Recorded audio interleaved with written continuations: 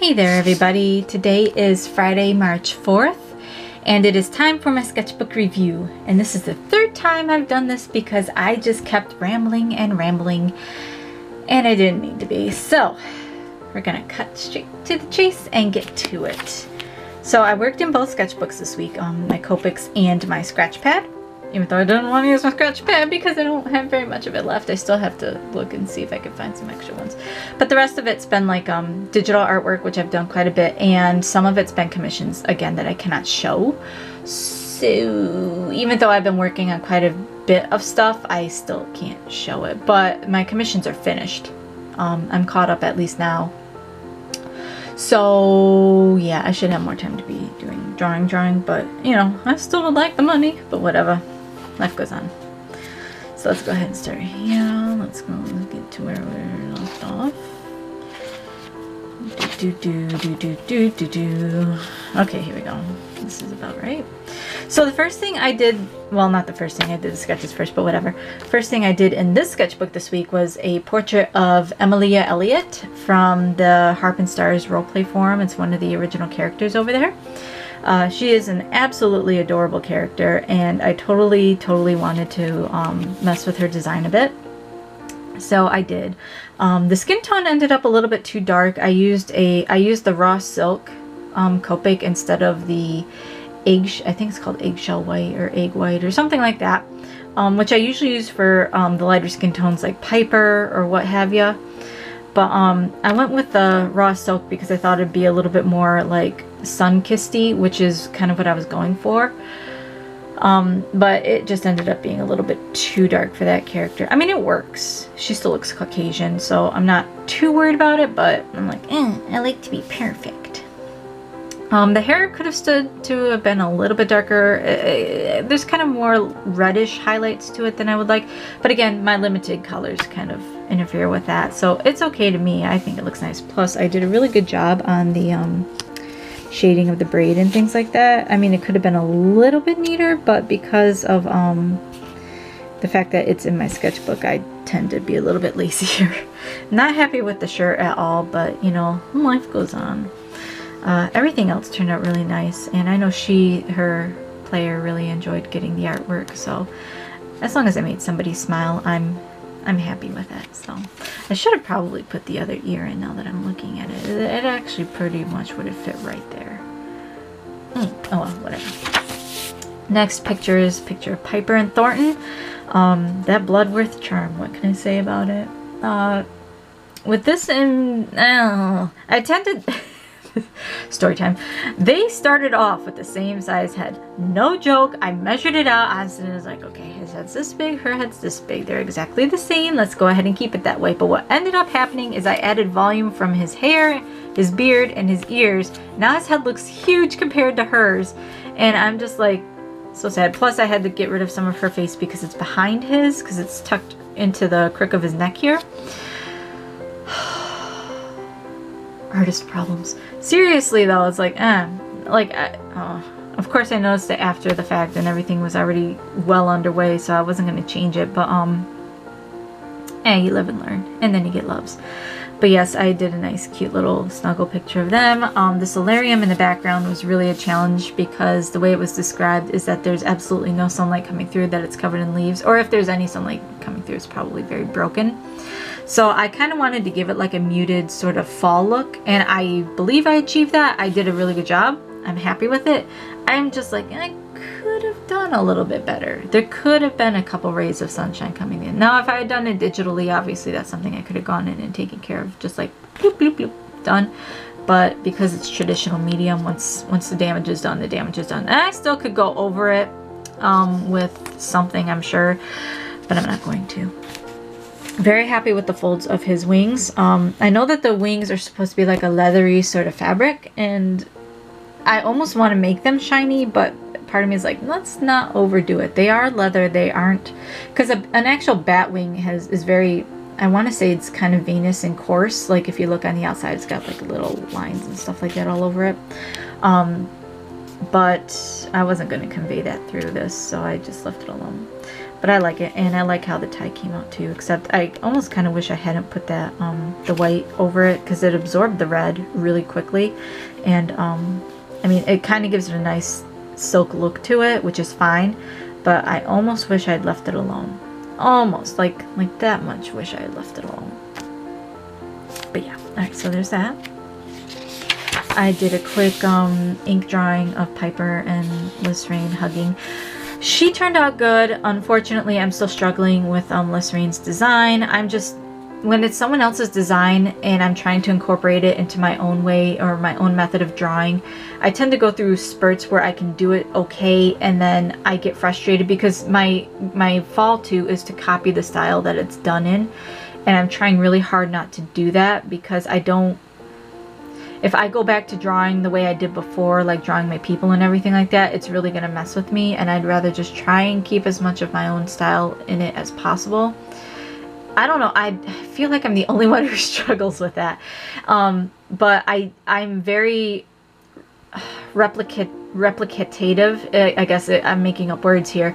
I replicate styles. It's been something, and I know I've mentioned it before. I think I mention it in almost every single video I do. I tend to fall back on just copying other people's styles. I always have. That's how I learned. Is literally I took comic books, X-Men, 1980s X-Men, and copied out of that. 1990s X-Men, copied out of that. And I'm not saying I traced, I copied the style, which is completely different. So, and then I got into anime, and I was copying the anime styles and things like that. So now that I'm trying to break away and do my own thing, I'm finding it's really difficult, because it's just easier. Like, I'm programmed to take someone else's style and just copy it. I study it and I copy it, and I'm really good at it. That's the problem. So I'm trying really hard not to do that, because personally, like, it's almost offensive to me to do that to somebody.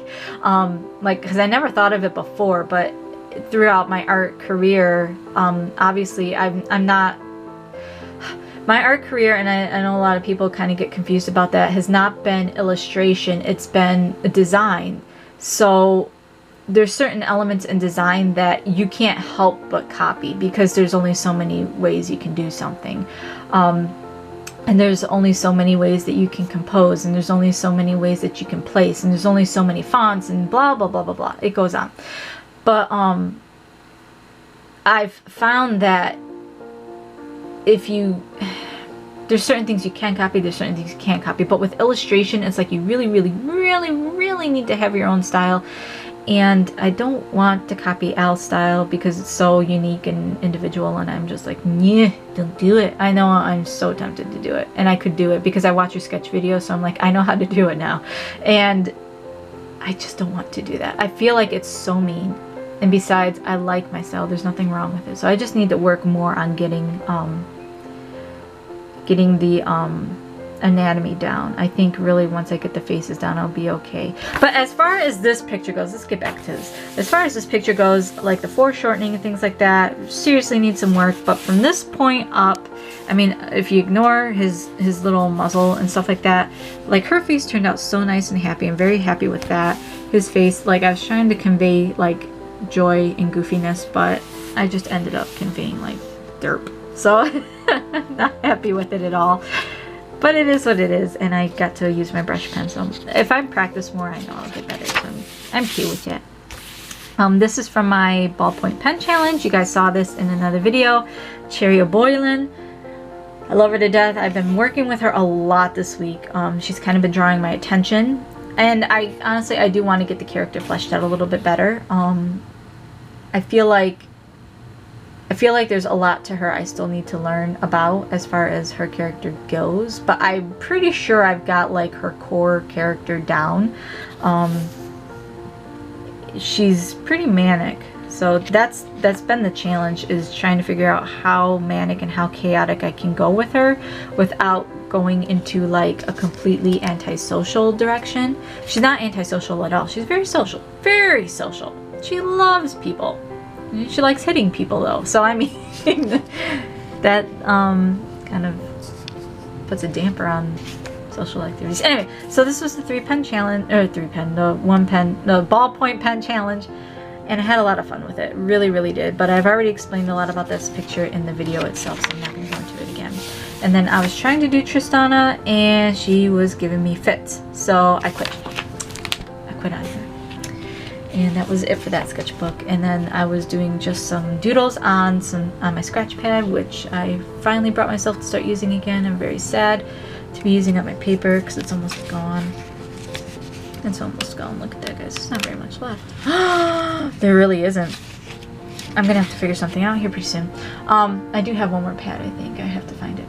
But yeah, so I was doing some more Cherry, again, trying to get the character down, trying to get to understand how she thinks and operates and things like that, which normally I do through role play, but I'm kind of hesitant to role play with her too much because I feel like people are gonna start thinking she's mean. Well, I mean she is, but I've developed her to be a pseudo bad guy, like not like the full-on bad guy, but kind of a bad guy. But so far, actually, everything she has done has been in self-defense, so I'm like, she's actually not that bad. Give it time. So I just did some fighting poses, like she's messing around with Missy or something, or getting knocked around by Missy, which is, you know, pretty true to life. Figuring out her boundaries has been a challenge. There are certain people she listens to, there are certain people she does not listen to, and I think the biggest challenge with that boundary has been Lysraine, because he's Dullahan, but he's half black and she is racist as can be. Not really racist as can be, she just treats him the way that the general society treats him. So for her to listen to him or to do what he says or asks, it's kind of like a crapshoot with her. It's like flip a coin, and that's how I'm going to figure out if she listens to him or not. In the one instance, he did ask her to stop doing something. The only reason she listened was because she was already getting bored with what was going on, and that was the only reason why she listened. So again, that's going to come out through development and roleplay later on, I'm sure, or just through talking or discussing the character. But overall, I think the only reason she's going to listen to him is because of his position. But once she is Dullahan, because I know eventually she's going to be, she's probably going to stop listening to him. She's probably going to start giving him a lot of crap. And I think the only other reason she listens is just because of Missy. And then she's down here giving Father O'Malley a hard time, because that's what she do. That's what she do. I felt like drawing wedding dresses, so I grabbed Piper and I put her in a wedding dress. I like this. I found this design on oh, I forget what it was. I think it was on a cuffling, and I was like, hey, not a cuffling, but like a bracer or a wristband, whatever you want to call it. And I was like, hey, what if that followed all the way through with embroidery across the front, and then of course on the sleeve here. And I was like, yes, let's do it. So like, this isn't metal or anything, it's actually cloth, but it's all embroidered, and then it's got little gemstones, and then it's got like little what, beads or whatever. And I just kind of went with that, and it was a lot of fun. Oops, random hair. I had a lot of fun. I like putting her in wedding dresses. I decided that if she got married, her hair would have to be down. Well, eventually she's going to get married to somebody. It's going to happen, guys. She's not going to stay single. There's no way. She's too good of mama material. But, yes, her hair is going to come down, and it's going to be in those big, thick sausage curls that all the higher class women wear, so she gets to be fancy for a day. It's really cute. But yeah, I do like dressing her up. It's tons of fun. Get this page to turn. And then I was talking and I was blocked. I didn't know what to draw, so Al mentioned I should draw Piper as an older woman, an older Mrs. Finnegan to be exact. And I was like, all right, I could do that. And I figured that initially, because Piper's very malnutritioned right now, but after a couple kids, I think she would start putting on weight. Most women after their first kid tend to lose their weight pretty quickly, but after the second and third, or second altogether, they tend to keep the weight on. It's harder to get off because they've changed their metabolism so drastically. But yeah, they tend to be older anyway. So after she starts having kids, she does start putting on weight, but it's not like a ridiculous amount of weight. She's still pretty curvy, which makes me happy. I did give her a couple age lines because, you know, those Finnegan children, they age you quickly. And honestly, I think it takes a while before she starts having kids. I'm not 100% sure on that. Haven't really decided. There's like no timeline or anything, but I know that I think it's going to be about, I think if I add it up, it's going to be a while before she starts having kids. Whatever. But yeah. So Piper as a mama, and I kind of give her a more Western style dress too. I got a little scribbled list right over here, looking happy as can be.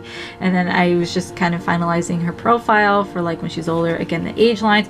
Ultimately, she stays the same. Like her eyes stay the same, her lips stay the same, her nose stays the same. She gets a couple age lines. Her hair kind of stays the same. I changed up the hairstyle a little bit. I added some weight on her, but other than that, everything stays the same. And then I did a little quick doodle because I was thinking about how, you know, one of the first things Lorraine has said to her is that she's a goof. And I was like, what if that just kind of, yeah. Because, like, the whole mask thing I know is, like, probably super hilarious to him. And then as they get older, like, he recalls to it because that's, like, when they first met. And it's cute. So I was just thinking about her asking what he was grinning about. And he's talking about that goofy mask she used to wear. And, yeah. And then a quick little response to that. His head is like massive compared to hers. I'm like so bad at doing that. And then I forget things like, hey, the arm should be like way bigger and things like that. But whatever, just for funsies. And Piper and her daughter, look at all this like mess. Ugh, I'm such a messy person. Piper and her daughter, I figured that if it's Lorraine's daughter, it's hard to balance between two characters like that and not make them look too much like one character or the other. I gave her Piper's eyes, Piper's nose, and Piper's lips, but I want her to have Lorraine's hair and his coloration. Other than the skin, it's going to be a little bit lighter because Piper's like seriously Caucasian. So somewhere in between there. But I just wanted to draw a cute little child in Piper. So that's what I did. And then I drew Piper, and she has a daughter much later on. That's my headcanon. Again, this is my headcanon, guys. This isn't like in stone. But my headcanon is she has a daughter much later on, and then she has a son to begin with. Because the Finnegans tend to be very strong on the male side. But yeah, Piper and her firstborn. Look, he's so cute! Ah! Piper is just, like, that's going to be her greatest achievement in life, I believe. I mean, besides just being flat out awesome. She's going to be a very good mother, regardless of who she ends up with. Because, I've just kind of figured out, like, the trauma she's gone through, like, and it's not even, well, yeah, it is trauma. The trauma she has gone through as far as being sent away in her life between her first family, her pseudo family, and then just kind of being out there on her own, it's pretty much led me to believe that one of her goals in life, once she realizes she can have it, is to have a successful family. Not to be like an overbearing or controlling mother. I think that she's really going to look up to Lily, and I think she's really going to look up to Charlotte as far as how they've managed their families, and she's going to learn from that and take from that, because those are successful families in her opinion. Because even if the Coleridge family fights, they still love each other. And even if the Finnegans fight, they still love each other. So to Piper, that's going to be one of those things. And I know that she's really going to look up to the Bloodworth line, Thornton side in particular, because they're a mixed family of mice and bats. And I know that that's going to be a huge source of inspiration for her too. Oh my gosh, she's being inspired to make babies, isn't it? God, that sounds so bad. But my point being is that she's seeing all these dynamics, whereas she's had such a sheltered life before that to her it's like it's just two mice and a kid, and it's not a happy situation usually. But now she's starting to see sort of a difference, and she did in the previous comic where she's coming to Empire City, which I need to get back to. She started to see it, but it didn't really click. But actually being involved in it and being around it all the time, it's going to click for her, and it's going to click really, really hard. And once it clicks hard, she's going to know what she wants. The problem is going to be asking for it, because she doesn't ask for things for herself. So, like, my headcanon with Lorraine, as far as that goes, is it's just going to happen. Because it's just going to happen. I mean, they mesh so well that kids are just bound to happen. The other ship I had with her and Edwing, I know that that one in particular, because she kind of again, doesn't speak up for herself, and she tends to be a massive support. So like whatever he does, she's just gonna go along with. But eventually I know she would eventually come to him and ask him, you know, can we just start a family? And I know that he probably would. So they'd adopt like all sorts of kids, because bats and mice can't actually have babies. But that, again, another side alternate universe headcanon that's really, really adorable, and I'm probably going to explore after I finish exploring this one, because OMG, this is what I've been doing. Original stuff, what's that? I don't do it anymore. I just do fan stuff. That's okay though, as long as I'm drawing. Because really, honestly, I should be studying right now, and not like right this second, but I need to be studying, and developing my own stuff tends to sweep me away, whereas fan stuff, it's like I can get swept away in it, but at the same time I could set it aside pretty easy. I was trying to do some fan art for Eva, and I kind of gave up on it because I kind of gave her too much of a womanishly figure, whereas I feel like she should have sort of a more subtle one. So I'm gonna revisit it. I just haven't gotten around to it. This was gonna be Cherry, and I just didn't finish it. I just left it as a figure. And I think this is it. Let me double check here. Okay, so Duckverse is having a pirate thing, and I decided to take Duck Piper over there. And what I'm trying to figure out is what she's going to be, but I think her role is just going to be lady. She's not going to be like a pirate. She's not going to be a thief. She's not going to be anything. She is, for a change, just going to be a citizen. I'm excited for it. There's not going to be much for her to do, but I'm sure that we'll figure something out for her. And then this is me just doing a little bit of pre-planning in my mind. At some point I know that Lyserain's going to try and kiss Piper again, and I think she's going to stop him, and she's going to just try to kind of explain to him that, because I know she's not mad about the stolen kiss at all. Like, she enjoyed that a lot. And that's just been established. But her whole thing, again, with the concept of having been sent away twice by immediate family and pseudo family, is she's very, very hesitant and afraid of relationships and commitments, but she's very trusting at the same time. So she's kind of stuck between a rock and a hard place. She wants to do something, but she doesn't want to do something because she's afraid of the outcome. But she does trust him. Like, she trusts him. That's all there is to it. But she's going to explain to him, it's like, you know, don't take, don't give, don't steal kisses, you know, share them. You know, that's her whole thing, is share, mutual back and forth in a relationship. And I know that, like, he'll probably be like, oh, okay, and share, and then that's like the end of it, whereas she's trying to be serious and everything, and I think he would just be like, no, I want my kisses. So he's gonna just say, give me my kisses. I'm sure there'll be some internal dialogue on the other end to explain it more, but when it comes about. But with Piper in particular, I can only speak for her, is that, like, her kisses mean a lot to her, and that's something I've always kind of held with her. I mean, after she has established trust with him, though, it's kind of like, all right, they're a couple. The end. She's loyal to him, like, 100%. She's gone. She's messed up. Not messed up.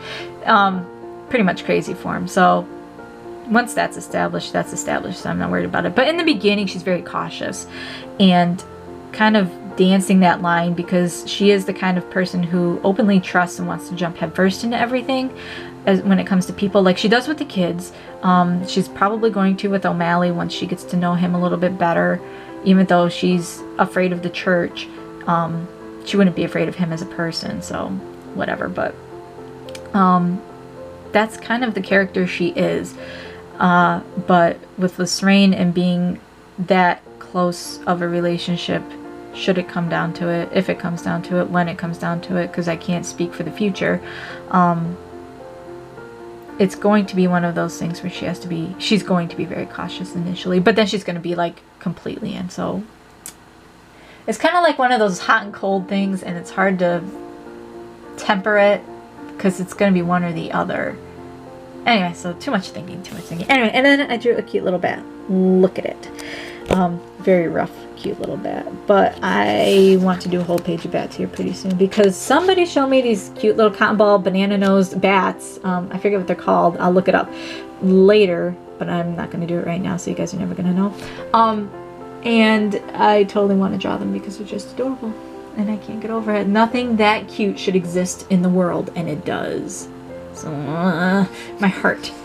But all right, that's it for this week's sketches. A lot of stuff, again, like I said, is digital. You guys can go to my DeviantArt, my Tumblr, my Instagram. You can see most of it up there. I think a lot of it, again, was the Cherry development, figuring out where her markings were, figuring out her body type, figuring out her personality. So that's really been a focus, that and the commissions. So my week's been pretty busy. But I've gotten some doodles in, so I'm happy. So if you guys like what you saw, go ahead and like and subscribe, comment below. I finally broke my 5,300 mark, so I'm really thinking about that giveaway. I'm trying to figure out, I think I want to give away an art book, but I need to figure out which one would be good to give away. My defaults tend to be Avatar: The Last Airbender and Miyazaki stuff, but we will see. I'm not 100% sure yet, and money is still tight, so we'll see. We really will see, I promise. But alright, so that's it for this week. Have a good weekend, everybody, and I'll see you in next week's sketchbook review.